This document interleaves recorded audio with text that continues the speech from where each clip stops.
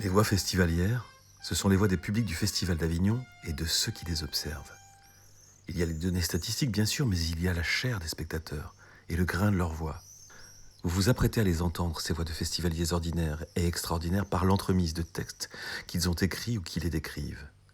Ces textes sont des sociogrammes, des extraits de thèses, d'ouvrages, d'entretiens et de notes issus des cahiers d'observation des chercheurs présents sur le terrain du Festival d'Avignon depuis plus de 20 ans. Ils nous racontent comment des spectateurs prennent place et prennent leur place dans l'espace festivalier. Les événements relatés ici se sont donc vraiment déroulés et les personnes décrites ont toutes existé, même si elles semblent parfois avoir quelques ressemblances avec des personnages imaginaires.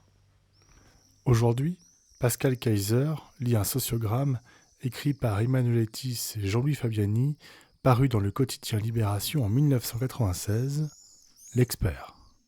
Patrice est à Avignon depuis 2 jours. Une amie devait lui prêter un appartement près de la place de l'Horloge.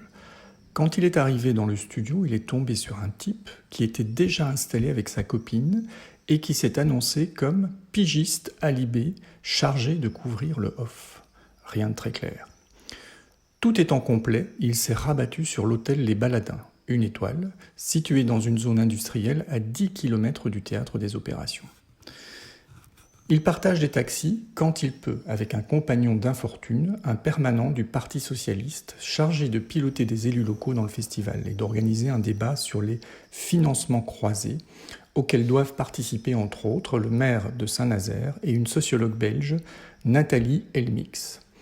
Le permanent a l'air de n'avoir rien à faire du théâtre et il se demande plutôt quel genre de fille est la sociologue qu'il doit aller chercher mardi au train de Paris. Patrice est prof de philo à Coutances, dans la Manche, et membre du comité d'experts pour le théâtre auprès de la Direction régionale des affaires culturelles de Basse-Normandie, des bénévoles qui donnent un avis consultatif et qui ont droit chaque année à un verre de champagne et 2 mini-pizzas offerts par le ministère. Il vient à Avignon régulièrement depuis 1968. Il y a connu sa première femme, Joëlle, aujourd'hui ingénieure au CNRS à Marseille. Il lui arrive de la rencontrer.